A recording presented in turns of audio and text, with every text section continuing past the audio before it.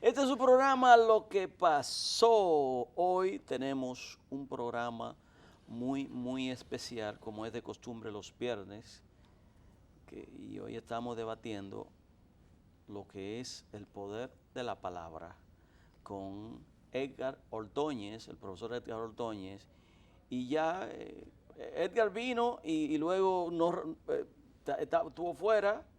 No sé qué fue, parece que lo tratamos no muy bien porque no lo tratamos el profesor muy bien y hoy está y espero que siempre venga porque sus aportes son muy buenos. Entonces, Noel de la Rosa, que estuvo con nosotros también, como de costumbre, en el programa pasado, me estuvieron comentando de que usted hizo sus buenos aportes.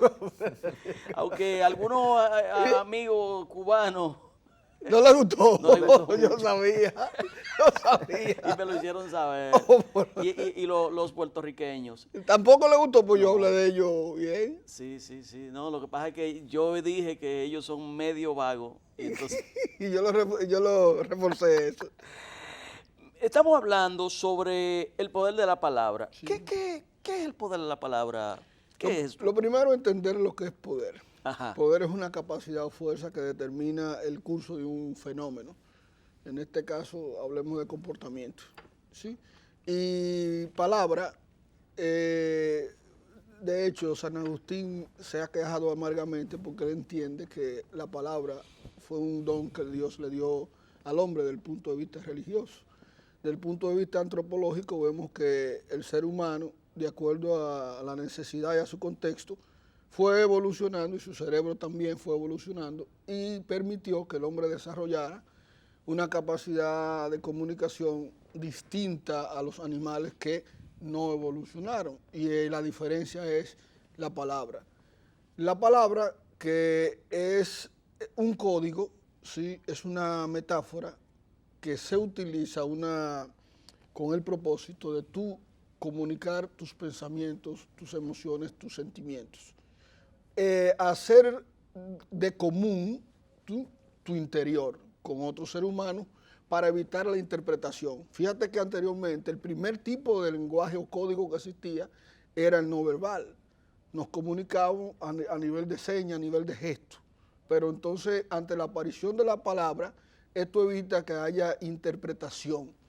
Entonces, el niño, por ejemplo, con lo primero que nace, aunque tiene la predisposición para poder decodificar y verbalizar también palabras, tiene que tener todo un proceso de asimilación a través de lo que se llama el proceso de socialización para ir aprendiendo el significado de la palabra y el contexto donde se puede aplicar. De hecho, aunque el lenguaje verbal es apenas, según algunos teóricos, sobre todo un psiquiatra llamado de apellido Meravian, que hizo grandes estudios con sus pacientes, llegó a la conclusión de que la palabra o el lenguaje verbal es solamente un 7% y que todo el resto del lenguaje es no verbal, un 93%, atribuyéndole un valor también a lo que es el paralenguaje, que es un 38%, y tiene que ver con la manera con que tú utilizas la palabra, el hincapié que haces, el estado emocional que tú tienes.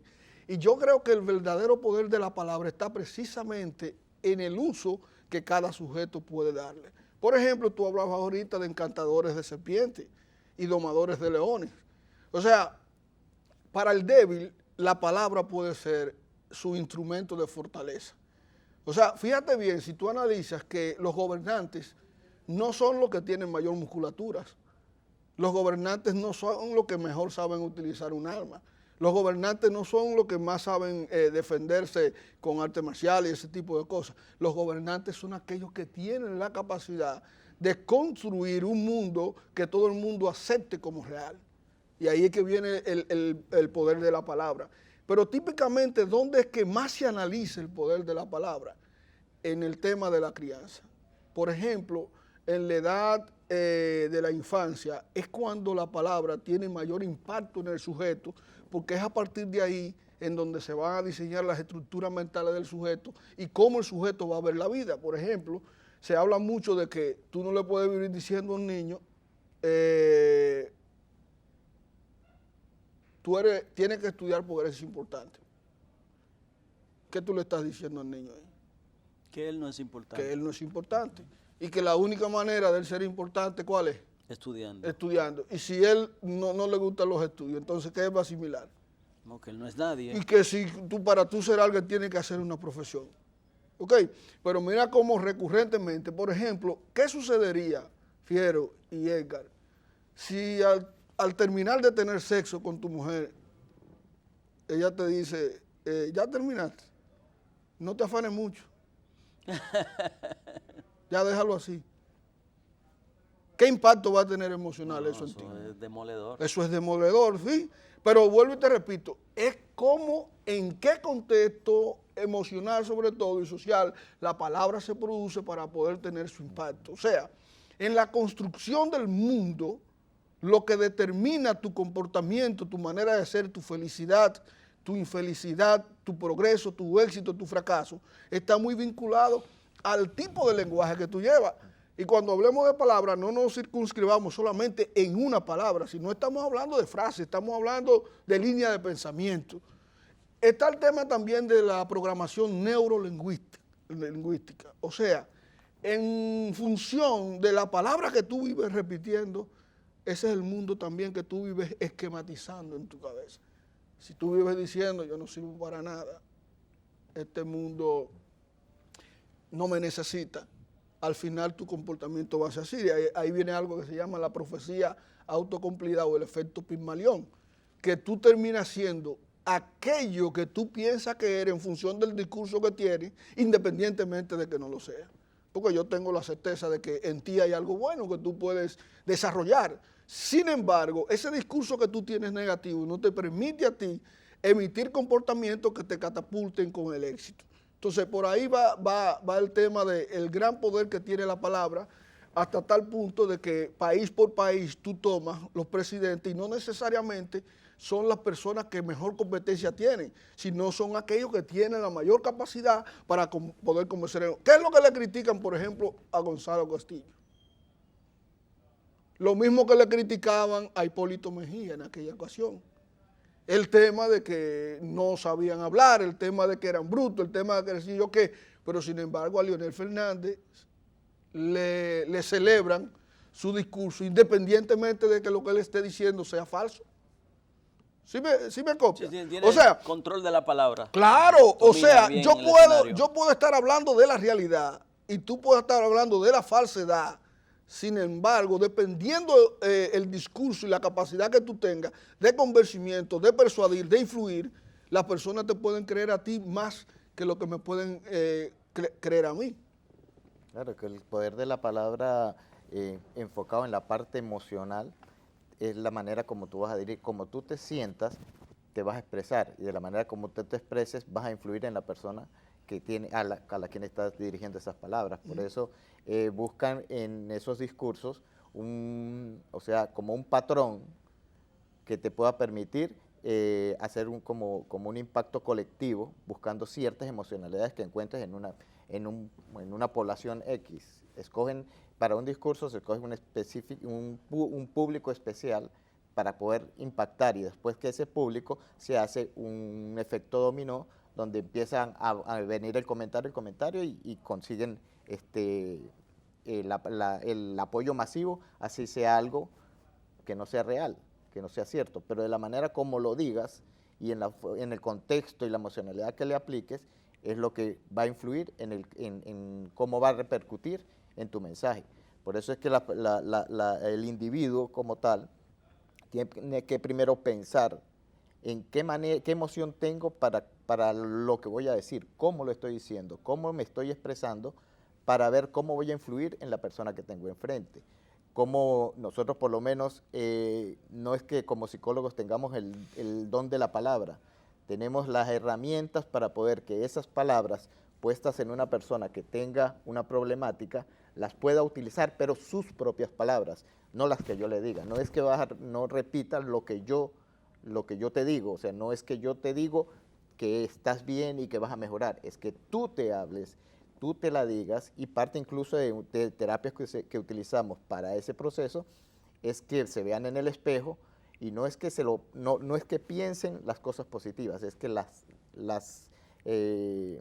digan, las expresen para que esas palabras entren por sus oídos y recorran todo el sistema, todo el recorrido de procesamiento para que en realidad la internalicen. Y una vez que la internalicen, sí les van a ser positivas, sí les van a generar un cambio. Por ejemplo, tú tienes ahí en la historia, tú tienes a Adolfo Hitler. Uf, terrible.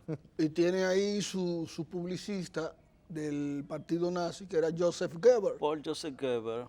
Que ahí están las 12 reglas o 14 de la manipulación mediática. Ahora, quien escribía era Goebbels, quien interpretaba era Hitler. Ahora, Hitler era un maestro. Hitler agarraba a su público y con esas expresiones no verbales de las cuales te estoy hablando, que le sirven de apoyo a las palabras, Hitler dominaba. Tú tienes ahí en los Estados Unidos a un Obama.